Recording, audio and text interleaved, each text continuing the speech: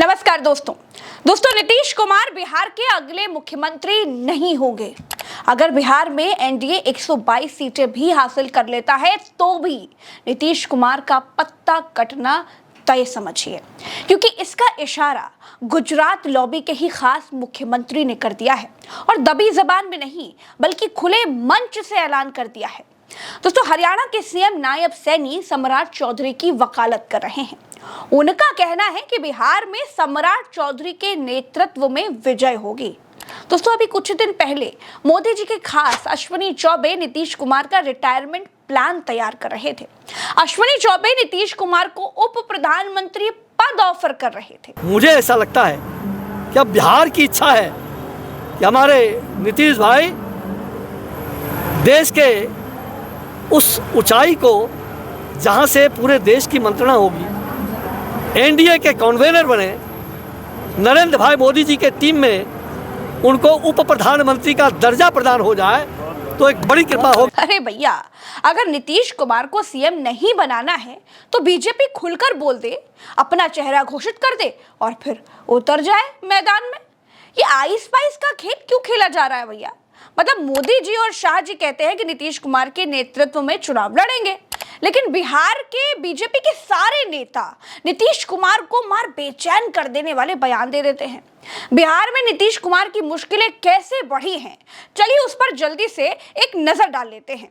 वक्फ कानून के विरोध में जेडीयू में हुए सैकड़ों इस्तीफे, करीबी मनीष वर्मा को साइड लाइन करना पड़ा, ललन सिंह और संजय झा बीजेपी के सुर में सुर मिला रहे हैं, अश्विनी चौबे उप प्रधानमंत्री पद ऑफर कर रहे हैं, गिरिराज सिंह भारत रत्न देने की मांग कर रहे हैं, नायब सैनी सम्राट चौधरी के नेतृत्व में जीतने की बात कह गए, जीतन राम मांझी बीजेपी पर दबाव बनाने का आरोप लगा रहे हैं, विजय सिन्हा अटल जी का सपना पूरा करने की बात कर रहे हैं, नीतीश कुमार के बेटे को सियासत में आने नहीं दिया जा रहा है, नीतीश कुमार की खराब तबीयत को बीजेपी ही मुद्दा बनवा रही है। यानी दोस्तों, नीतीश कुमार के सामने एक नहीं दर्जनों मुश्किलें हैं।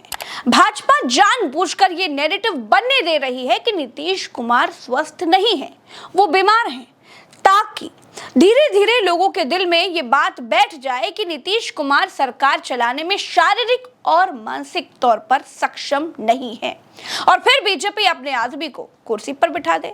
भाजपा को लगता है कि इस तरह वो बड़ी आसानी से बिहार में नीतीश कुमार का शिंदेकरण कर देगी और अपने आदमी को कुर्सी पर बिठा देगी। दोस्तों, अभी कोई और नेता अगर बयान देता तो नीतीश कुमार को शायद उतना नहीं सोचना पड़ता, लेकिन अब जब एक राज्य का मुख्यमंत्री, और वो भी ऐसा मुख्यमंत्री जो मोदी जी और शाह के बड़े दुलारे कहे जाते हैं, जब वो इतनी गंभीर बात बिहार में आकर बोल दे, तब नीतीश कुमार को चिंतित जरूर होना चाहिए। ऐसा नहीं है कि नायब सैनी साहब की जबान फिसली है या वो जल्दी जल्दी में बोल गए, बल्कि बहुत सोच समझकर और संतुलित होकर उन्होंने ये बयान दिया है। आज यहाँ पर आप पधारे हैं, मैं हरियाणा के मुखिया के तौर पर आप सबका दिल से बहुत बहुत धन्यवाद करता हूँ। और एक बात आप लोगों को जरूर कहूँगा, भाइयों, सम्राट चौधरी जी बैठे हैं, हरियाणा के बाद इब्जा बिहार की बारी है।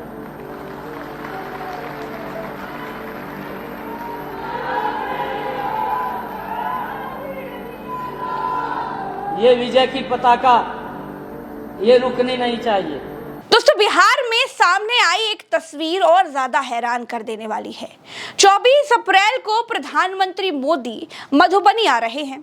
मोदी जी के दौरे की तैयारियां चल रही हैं।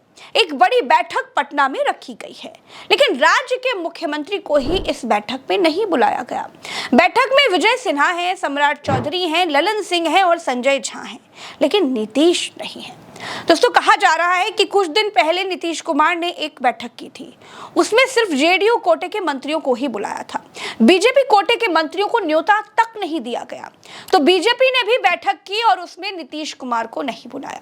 अब आप सोचेंगे कि ललन सिंह और संजय झा तो बैठक में हैं। दोस्तों, ये दोनों नेता आजकल हैं भले ही जेडीयू में, लेकिन मन, वचन और कर्म में कहाँ है ये तो सबको पता है।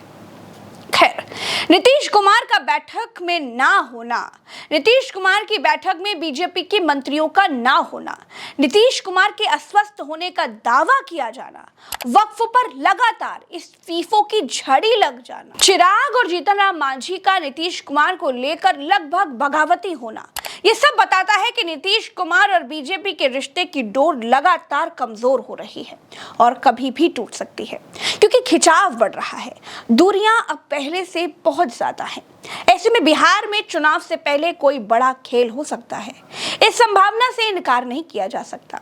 इंतजार कीजिए, ये बिहार है, ये आपको चौंकाएगा जरूर, क्योंकि ये तो आप भी जानते हैं कि नीतीश कुमार को समझ पाना इतना भी आसान नहीं है और अब तो नायब सैनी ने सीधे सीधे उनकी कुर्सी पर ही निशाना साध दिया है। तो ऐसे में कहां सुशासन बाबू खामोश रहेंगे, बस इंतजार सही मौके का है। आज के इस खास वीडियो में फिलहाल के लिए इतना ही। आप अपनी बात मुझसे शेयर करिएगा, कमेंट में अपनी राय बताइएगा, सच को ताकत दीजिए, मजबूत कीजिए। चलते हैं, राम राम, तो अस्सलाम, जय हिंद।